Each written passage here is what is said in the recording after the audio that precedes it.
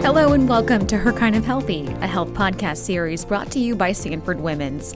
I'm your host, Courtney Collin with Sanford Health News. We want to start new conversations about age-old topics from fertility and postpartum depression to managing stress, healthy living, and so much more. Her Kind of Healthy is designed to bring you honest conversations about self-care, happiness, and your overall well-being with our Sanford Health experts. In this episode, we are focusing on that special transition from postpartum to parenting. And to help guide us along, I have two Sanford Health experts, Dr. Elizabeth Miller, who is a Sanford Women specialist in obstetrics and gynecology, as well as Dr. Jennifer Haggar, who specializes in pediatrics. Dr. Miller, Dr. Haggar, welcome. Thanks. Thank you, Courtney. Thanks for being here. Before we dive into the main topic, I want to level set real quick. When we're talking about that time period after baby, after delivery, we call that postpartum. What is postpartum? I think that's a good question because I think postpartum can refer to a few different periods. Mm-hmm. Postpartum can be immediately after delivery and the care that mom is getting at that time, but it can also be the care that mom needs in the transition her body goes through up to the first year after delivery. Yeah, talk about what is happening in the body after you give birth. It is one of the biggest transitions that the body ever goes through. There's a huge change in hormones right after delivery. Some of the biggest things that happen is that the uterus has to go from a much larger size to a much smaller size by contracting down and controlling any extra bleeding after delivery. Milk starts to come in. There's just so much that the body goes through. And emotionally, this is an important time for mom and baby to really bond beyond just in utero. Talk about how important this time is and how special it is for parents and baby. Yes, this bonding time is so important. I think it's also important to recognize that some of these emotions can be even more heightened, and mood changes are really important to recognize and consider in this transition. It's not uncommon with these hormonal changes and sleep deprivation, everything else that is going on, that there can be some postpartum blues, depression, anxiety, and we want to make sure that we're supporting moms through that time. There's also the really exciting bonding that happens during this time. Amazing. Yeah. Here at Sanford, we really support skin to skin after delivery for mom and baby. If baby is doing well, comes out with good color, is crying, we want to get baby to mom as soon as possible, especially for that first golden hour of life. Yeah. This is so important for temperature regulation for baby, for helping the milk come in, and that is one of the first things that we can do to support mom and baby. Mom will then be seen by her delivering provider, the OBGYN team, midwife, or family medicine team in the postpartum suites, and make sure that she's doing well from a bleeding perspective, feeding perspective, that all of her needs are being met. And then we traditionally see patients at a 6-week postpartum visit. That being said, if mom has any extra needs, like needs a blood pressure check, needs an incision check, we can see them at 1 week or 2 weeks. And then nationally, we're really trying to advocate for postpartum care to be covered through the first year of life. Oh, okay. And we recognize that it's not just a 6-week visit, you're done and everything is fine, we can just move on from this whole pregnancy thing. Postpartum care really needs to extend further. The body is not done going through all of the changes of pregnancy and postpartum at 6 weeks. This is especially true for our breastfeeding moms who are going to need continued support during this time, but also to be checking on things like mood, making sure that pelvic floor health is being taken seriously. I just think that checking in once can be really hard, so we encourage our patients to come and see us more frequently as needed. So stay tuned for that as we're working on that. Can you walk us through one of those postpartum checkups? What does that care look like for mom? When mom comes in, the first thing that we ask about is how is she doing and how is baby doing? We do a mood assessment to screen for things like depression and anxiety. We ask about bleeding. We ask about feeding plans and if there's any difficulty with feeding, whether breastfeeding, pumping, or working on bottle feeding. We talk about bleeding and see if that has started to normalize in those first 6 weeks. We also review contraception plans. We want moms to feel very comfortable with their family planning and inter-pregnancy intervals, and so we talk extensively about options for that. And then we also update any routine wellness care that we need. Mom might be due for a pap smear, for example. And then we set up the expectation for when we're going to see mom next. We really want to see mom annually, but sooner if needed. Okay, good to know. What other postpartum services are available for patients? I think that we're going to talk about lactation services in more detail, but just from a gynecologic perspective, There is a lot that happens to the body during the birth process, and pelvic floor health is really important. We have specially trained pelvic floor physical therapists who can help right after delivery. We usually start that about 6 weeks or after to help kind of build up strength in those muscles and start the repair process. And I think that most women could benefit from that. There is also a really cool service that we have that is a return to running program for moms who have delivered, and they use the Alter G system to help moms be able to return to their training and running afterwards. Great to know. Let's switch gears here and talk about baby and bring in Dr. Haggar for this conversation. When baby is born, what happens next? Well, I could hug Dr. Miller for delivering a healthy baby and putting him to mom's chest, because that's the absolute best way for baby to begin their life. From bonding, from feeding, and from connectedness. Here in the hospital, shortly after birth, baby's going to be assessed by one of our very skilled nurses, and then by their physician after that. So a pediatrician or family practice doctor will look baby over from head to toe, and also just kind of dig and dive through pregnancy history, through ultrasounds. Is there anything that came up during pregnancy that may impact baby's health? Do we need to do additional screening or evaluation to just make sure baby's starting out life on a really healthy path and track?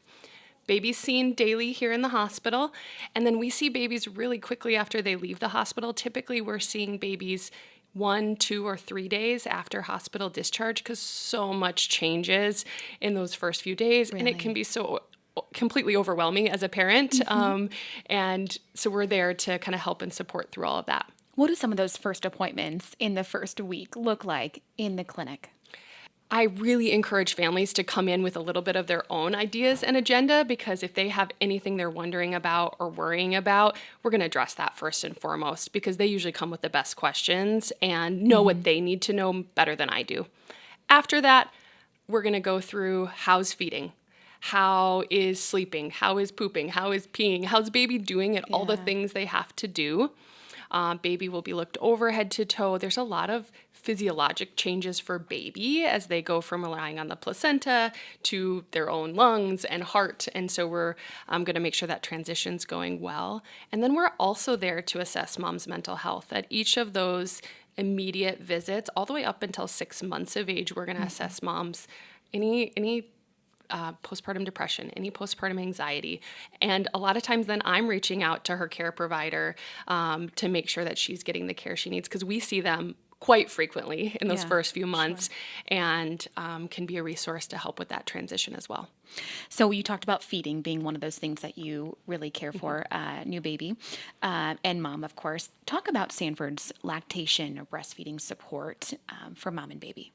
From a lactation and breastfeeding support, one of the first things is just having families set their goals prior to delivery. What are they hoping for with feeding? And making sure they have good information and resources on how to get set up for success.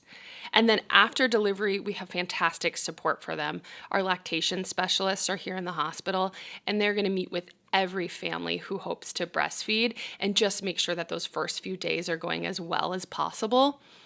We're going to assess things in the office, and then we also have outpatient lactation support. So patients can go, it goes fantastic, because they go in, they can have baby weighed, they can feed and weigh baby again. And when you're awake for the 5th time and not sure if your baby's getting anything, and you can go in and see that they just drank 2 ounces, it just changes your whole perspective. Or if it's not going as well, and they're fantastic at helping troubleshoot what might be the challenge and how we can overcome it. Sure. Wonderful. Now, we did talk about postpartum depression. How common is postpartum depression? I think it's really important to recognize that postpartum depression is much more common than I think people think and that we talk about. And it's something that I bring up during our prenatal visits, especially to have the patient's partner on board to also start looking for and screening for any of these changes at home. Some of the signs that we can see are that people are having trouble sleeping. They're not finding as much joy in things that usually made them happy. They might not be concentrating as well, or they might feel guilty, worthless. You can have changes in your appetite, and you can also just have depressed thoughts or thoughts about harming themselves or someone else like the baby. That's a fantastic description. And postpartum anxiety is probably just as common. And it's hard not to worry. You get this precious human that you're now in charge of taking care of, and then, oh, don't worry. But it's really a question of, is it normal worries and can you kind of think through and process through them? Or are those worries just running around and around in your head and it's so hard to shut them off that you can't sleep or that you can't concentrate? Are they really the dominant thing that's in your head? And even when you're trying, you can't shut those things off. Well, thank you for that information. It's really good insight. And maybe talk about how important that collaboration is between the two of you. I mean, you're not in the same clinic all the time, but you work together for mom and baby to make sure everyone's healthy and cared for. Talk about that a little bit.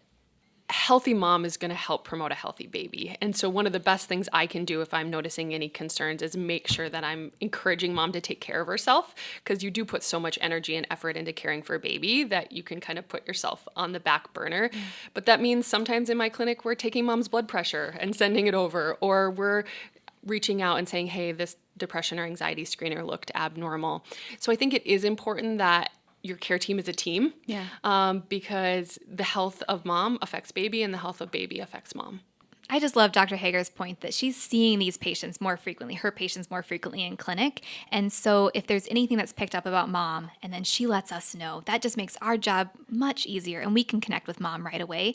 And I just wanted to point out too, a lot of women are concerned about the stigma of mood changes after delivery, about postpartum depression or postpartum anxiety. And I just hope that we can really normalize that conversation and let them know that we have really good resources available. It's not always starting an antidepressant medication. It might be meeting with one of our integrative health therapists. Medication might be needed. It might just be checking in more frequently, but we want to make sure that everyone is getting the help that they need. Well, thank you for sharing that. When we talk about this transition from postpartum to parenting, do you have any tips for staying well, staying healthy? What are some tips that you have? Boundaries. Just for the family, knowing that this is a time that they will be exhausted, that mom needs to heal. I can't think of another time where you go through a medical change like delivery and you're not told rest. And so moms go through this big change, whether it's a C-section or vaginal delivery, and then they go home and we tell them you have to wake up every 2 to 3 hours and feed baby.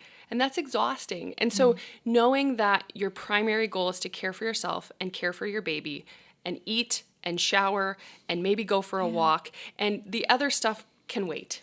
And just not putting too much on your plate when really you have this fantastic and hopefully joy-filled time. So boundaries, that's my one word. I think that's excellent advice. Dr. Haggar, Dr. Miller, thank you so much for your insight and expertise in this area. I think it's such a special transition, and it's so great to have both of your insights. Thank you. Thanks for having us. I'm Courtney Collin. Have a great day.